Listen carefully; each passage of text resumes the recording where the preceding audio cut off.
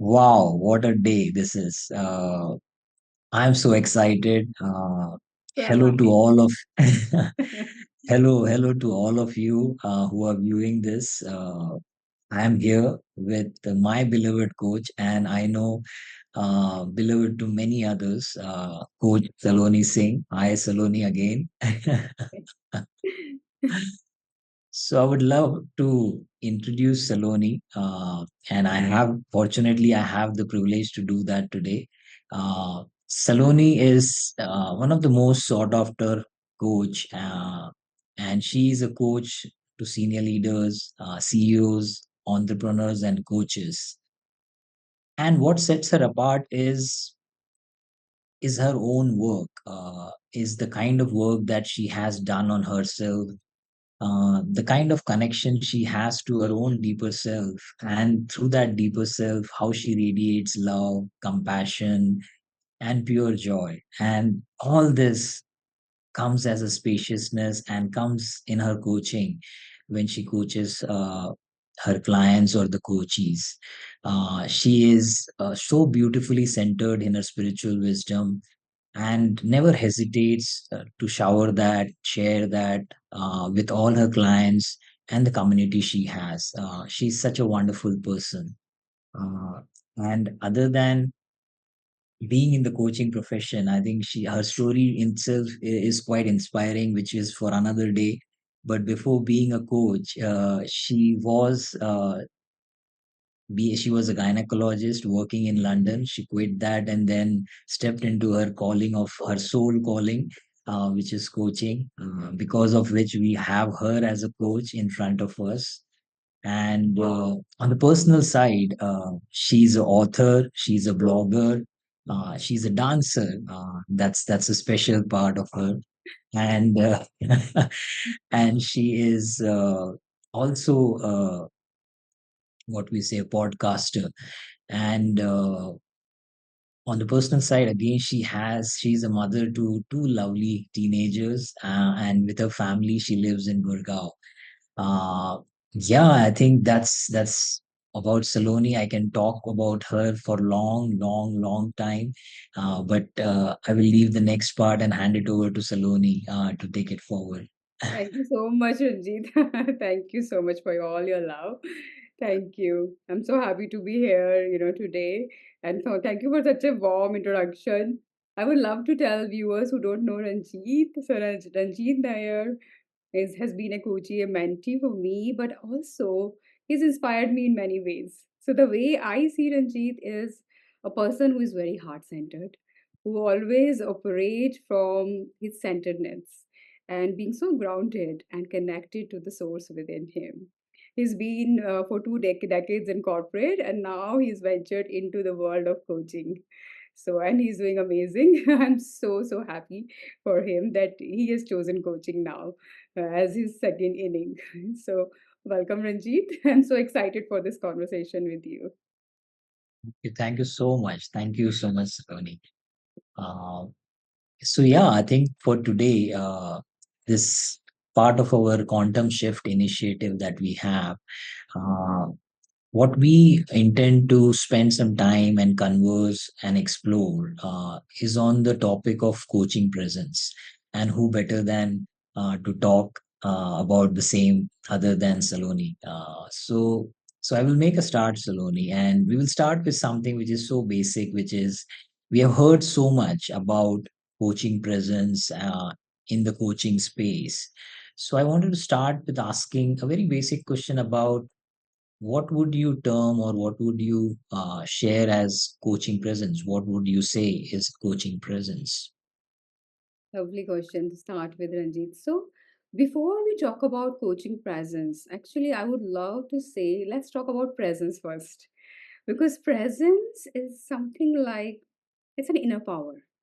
It's like the inner game of life, really. For me, presence is inner game of life, which means the energy, the state of being that everyone carries.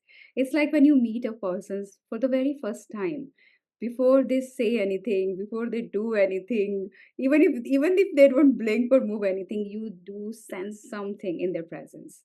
And that's the power of presence because only just by merely by being present in this world, we can actually create miracles. That's the truth. And I'm sure all of us has experienced certain times that in someone's presence, like somebody enters the room and the room's energy is shifted. Have you ever experienced that, Ranjit? Or in a Yeah. particular, interaction, somebody else comes and they completely bring a different kind of energy. So presence is like that, quality, a very subtle yet very powerful quality of every human being. And it's nothing to do with position, designation, wealth, or any other kind of power. Anybody can bring that kind of presence. I remember, for example, one of my domestic helper, a long time back, I had her, very young girl, but I remember the time she stayed with me, her presence itself would uplift my whole house. She was always smiling, laughing, and such positive energy she would exude. Like, even if my day is not going great, I know just talking to her 5 minutes will just instantly uplift me. And so that's the kind of magic of presence. Now, coaching presence is a slightly different, and I would like to share the difference. So, presence itself is about being fully present and available to the moment, wherever you are, with whoever you are. But coaching presence is bringing even more subtle nuances to that interaction. So, when as a coach you are being fully present, you are not seeking anything. That's different between any other person who is being fully present. For example, if you are a consultant or a leader or even as a parent, you can be fully present to your child or your team member, but you might have something at the back of your mind. You might want to, solve a problem or seek something or come to a certain outcome. But as a coaching presence, I see something where nothing else is there except just pure presence, which means there is no seeking, there is no agenda of the coach. They're not even trying to get somewhere. So when I'm in conversation with a person, whether it's prospect or a client of mine, a coaching presence means that I am just fully present with whole of my being, centered, grounded, with connected with my own spirit, in my highest level of consciousness that I could be, without wanting anything. Just one thing, that I am present here for the person. That's how I see coaching presence. Oh, that's so beautiful. So what I understand and what I understand from what you just said is like in many ways you're so connected to yourself that nothing else comes in your way when you are present with your client, correct? You're fully present with the clients. That is the level of connection that you are with yourself. I love that. I love that. Beautiful, Ranjit. Yes. And imagine that when a coach is so deeply connected with themselves, it's but natural to feel that connection with the client. And for the client to feel that connection with the coach, which eventually helps them to connect with themselves. And that's the magic of this presence, you see, without coach doing anything till now. Yeah. No, that's so beautiful because it gives me an kind of it gives me a representation that the more as a coach you are complete within yourself, that completeness gets reflected in your coaching presence, and that's what the clients get to experience. Absolutely, absolutely. Yeah, And in simple ways, we can also call it the level of consciousness. So, the level of more connected we are with the source within, whether you call it the source, whether you call it your soul, spirit, or heart, no matter what you call the energy or higher power, that is being reflected in the space, in the coaching space, the sacred space in which your client is. And that's when it starts to, the clients start to feel that subtle energy, and things start to shift for that person. It's like, really, as you said, that reflection, be the coach being the mirror of a higher level of energy and presence, brings that energy and presence to the client. and this brings me to my next question because when you were sharing this, it kind of gives me an idea. The more you feel complete within yourself, in many ways you are shifting the overall state of consciousness for both yourself as well as for the client, correct? So I wanted to, and it's such a pure space it is, and very pure space. So my next question, Saloni, is like, how do you go about cultivating such a beautiful space? That's the important question, isn't it? Yeah. So I would say there are a few things. So not like a strategy, it is definitely for sure it starts with higher level of self-awareness. Always any shift begins with a higher level of self-awareness. And the beauty with presence and this kind of shift is even a micro shift. We're talking like about right now, the name of our conversation is quantum shift, which is amazing because quantum shift denotes for me a micro shift inside, which creates a tremendous shift outside. That's what it means. So when we create even a little shift in our inner, energy, inner attitude, actually it starts to create a much bigger difference in our presence outside. How? Simply when we become aware, fully aware, what's going on inside of me, my thoughts, my emotions, my judgments, biases. The more and more we become aware of that, and the more aware we become about our intentions, where I'm coming from right now. It's not like what we're gonna do and where we're gonna go together, where I'm coming from. That's create and starts to cultivate a beautiful presence. So simply, if somebody is really looking for a very simple way to build their coaching presence, I would ask them to just think of a one spiritual value that is very close to their heart. For me, it's always been love.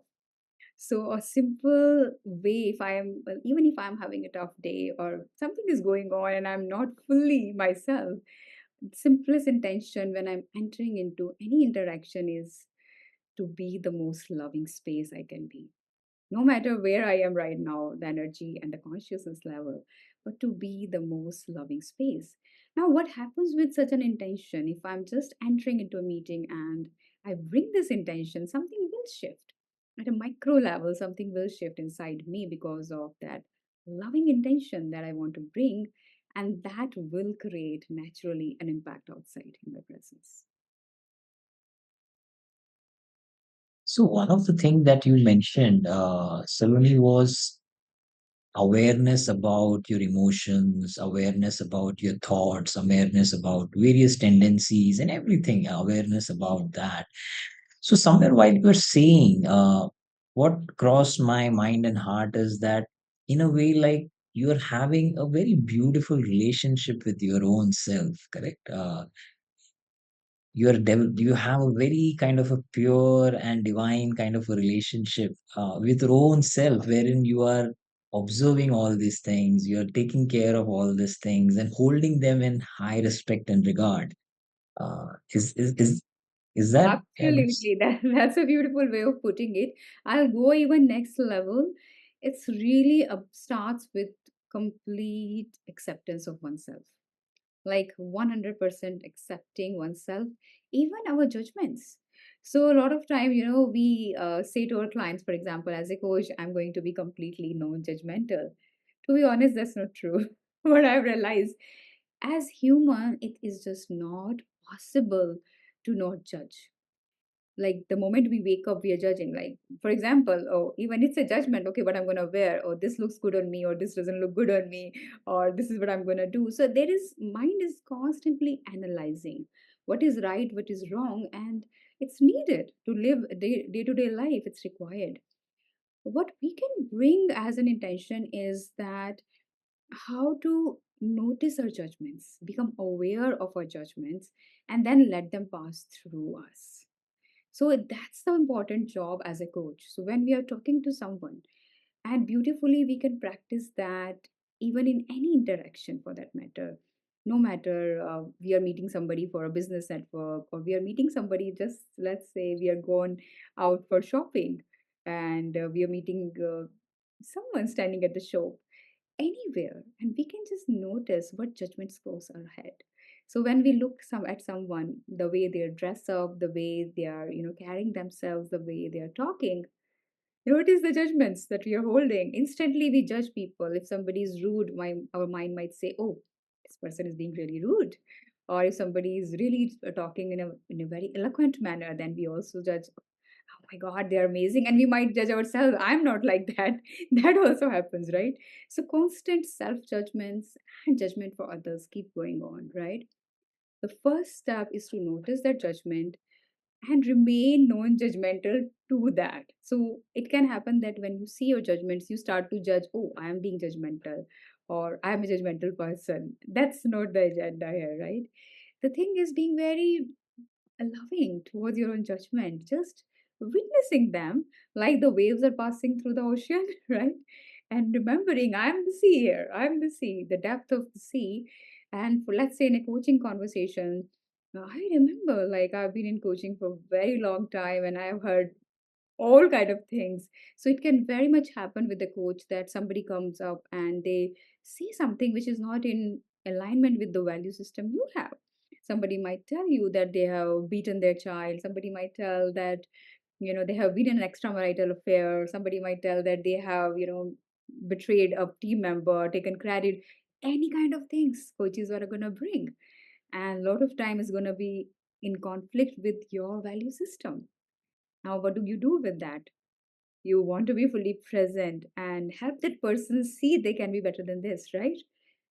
To make that happen, first we see them in high regard. And for that, we witness our judgments. We notice that judgment will come. That's what I'm trying to say here. But when you witness that judgment, that bias, anything that is happening, a client might not be taking action. That can create a judgment. Why they're not taking action? Are they not committed? And then you let them pass through you and come back to that full, complete presence. Because the truth is, the moment a thought crosses our mind, in that moment we have lost our presence. We are not present anymore now. So, presence True. also means being aware of your thoughts and then just witness that and being come back fully available to the moment. Again, to receiving the client, listening to the client. Yeah. So, yes, being aware of thoughts, judgments, let them pass through you. Yeah, I think that's so beautiful when you said that observing them uh, as they are coming with a very loving presence, loving kind of presence. You are observing them, in so that in many ways it's not influencing or impacting you in any way, and that is helping you to build that space. So that's so wonderful. So one question I had, Saloni, is I'm sure like we go all as a coach, we go through ups and downs, correct? Because life happens. So there will be some interferences which might come and interfere with this presence that we have created for ourselves or we embody, correct? So what do you think generally could be the interferences which can come in between the way of we representing such a or embodying such a coaching presence? Absolutely. We are humans. Before we are coaches, of course, you all are human beings. So definitely there are going to be interferences. There could be something is going on in our personal lives, for example, or physically not well.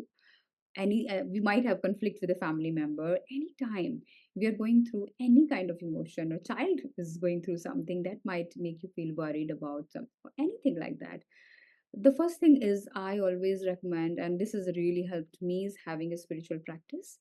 It could be anything. It's, I think, just even one practice, even just one practice that would center you, ground you before you enter into a coaching, conversation. It's like your own commitment to that coaching, conversation, that you want to bring your most loving, most whatever it is, your spiritual value, but your full presence to that interaction.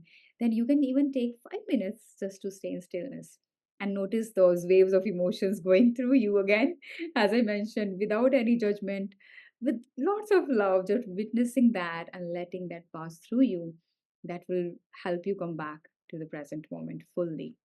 Also, I think it's so very important to understand that what does it mean to be fully present, because this is a common question people ask. So it's pretty much similar to being fully mindful, not just with your whole senses, all five senses, but also very, very important is with your heart, with your gut, with your whole body. And it's a practice. That's a practice, which means that the more and more you start to, do practices like sitting in stillness, being comfortable with silence, then you are more comfortable just being quiet inside. That inner calm, that really helps to you be fully present. And then you receive the person, not just listening, to their words, not just noticing their body gestures, their emotions, but you're really receiving them as a whole being, through your whole being. And that's where, actually the magic of presence start to happen. That's so beautiful because when you said that the present or being present, like it felt like when you're being fully present, it's beyond what we normally think, like the words and the language, the body language, and all. It is something very subtle, which is beyond all these things, wherein your heart, your mind, everything is quite in alignment. It's quite in alignment. And when you are experience the client or the overall thing beyond all these things, which are visible to our eyes, but beyond what is visible to our eyes, and you're sensing all that in that presence. Am I making sense? Yes, yes, totally, totally. And I always feel that's actually the essence of transformative coaching as well. Because when we're just listening to the words, for example, a client might come to you and say that, oh, I'm going through a lot of stress and anxiety in my work, and this is happening, and I'm not able to give time to my family, and I want to get promoted to the next level. Now they might be really wanting to get promoted, wanting to get next level, and already stressed. Then there's a lot you can hear in their voice, the subtle nuances. It's not at all about analyzing what they're going through. That's very important for a coach to understand. We are not analyzing with our mind. We are not trying to make sense of the client. Rather, we are receiving actually who they are being. So, in that receiving them, receiving is just the right word here, more than listening. It's receiving, like, what is it that's truly happening for them? And in that receiving, you don't have to think, like, okay, what do I ask them? Do I ask them the question, like, oh, is it in alignment with your higher values? Will naturally come. That question will naturally come that, oh, last session you talked about that you really want to be there for your children. Is it in alignment with your higher, goal in life? The way you want it to be, the quality time with your family, that will naturally come. Because and the client will also be able to feel that in your presence, because you are not judging them at all. You're just receiving what they're saying, what they're not saying, all of it, the said and the unsaid in their in their speaking. You are listening in their speaking, basically, and that's when you are fully receiving what's going on behind the words. And you're right, and that's something new, something more starts to open up for that person in that presence, yeah, in that listening. So wonderful. Like it seems like the coach is creating along with the client an aura, complete an aura wherein the client himself or herself is present in that, and they both are experiencing same things in a similar way. In a Mm. similar way, like what coach is experiencing is what essentially the client is experiencing. So I like when you say that, like I feel like there is like an Yeah. there is like a halo, but there is like Oh, I like that. I like what you said. Actually, I would elaborate that more, Ranjit. Something beautiful you said. Aura. So aura is basically energy field, right? It's energy field. And actually, what is happening is when coach is vibrating at a higher consciousness level, the energy field is filled with pure peace, calmness, love, joy, bliss. And let's say client come in this energy field with stress, anxiety, but coach stays grounded with the calmness, peace, and they're not buying into that story. Oh, I have to do this, I have to do that. Maybe they are really hassled.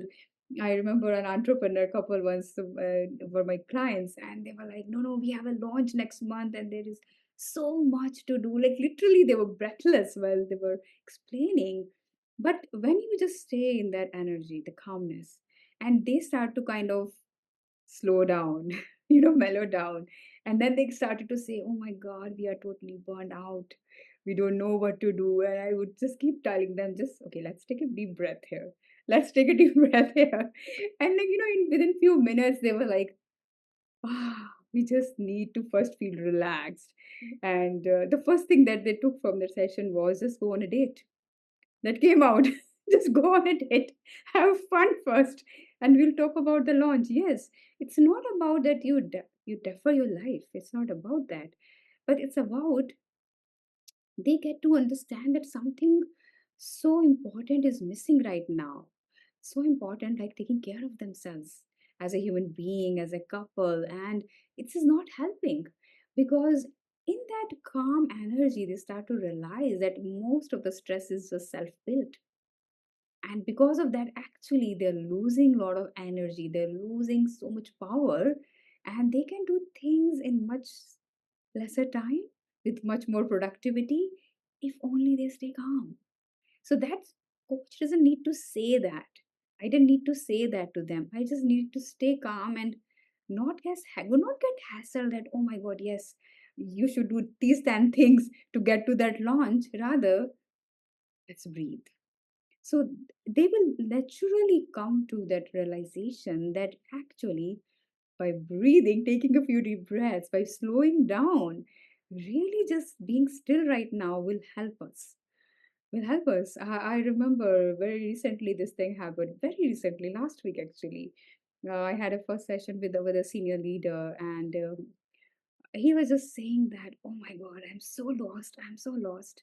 And he described like almost for 40 minutes and what was going on for him. And I just said one sentence, I think, the whole session. I said, I had read this quote somewhere that when we are lost, we tend to run even faster. That's all. And he was like, oh my goodness, this is exactly I'm doing for 1 year. He said, I'm running so fast. I have no idea where I've come. I haven't taken a break in one whole year. I'm like, wow, not a single break. It's like, yeah, I'm just running. And that was it. That was it. The conclusion was he's going on a break. That was the conclusion. And he sent me the message that flights are already booked. I've booked my flight and I'm going. So it's just like, I know it. He just needed to take a pause and see what's happening here. So when you just kind of stay in that energy, that presence, and starts to let the person feel this more, they will come to their own intelligence and wisdom. What they know, it's there. It's just they're not able to access that. And that's the highest, I would say, purpose and aim for a coach.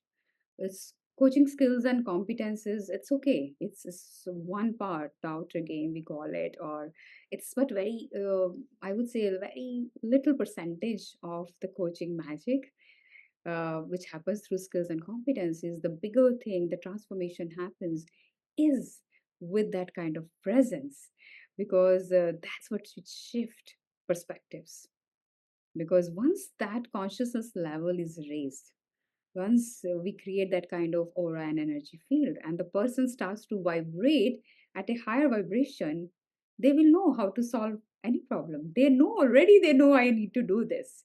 Sometimes the coaches have to ask one thing: what is that one thing that you know very well you want to do, or you know that you're supposed to do, but you're not doing it? And they know the answer. Whenever I have asked this question from any of my coaches, they always say, I know exactly what I need to do. They always know. It's just they needed to take a pause and relax. And one of the things that coaching presence does is, in this manic society where everybody's just running in this rat race, I think they just come to take a pause and relax. And when they relax, they start to connect with their heart and their soul. And that's where the magic starts to happen. Beautiful, beautiful. In many ways, you're saying with that pause and with that slowing down, they, and obviously through that energy field, they get to connect to their inner intelligence and the inner resourcefulness they, which is already there. They get to connect with that. Absolutely. Wow. Yeah. Yeah.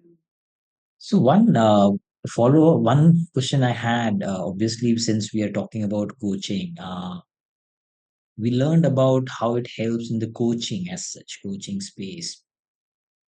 But how having this coaching presence influence in our journey as for coaching as a business, for the business of the coaching, for the even the entire process of the coaching. How do you see coaching presence when we talk about how it kind of has a role to play in the overall coaching? Yeah.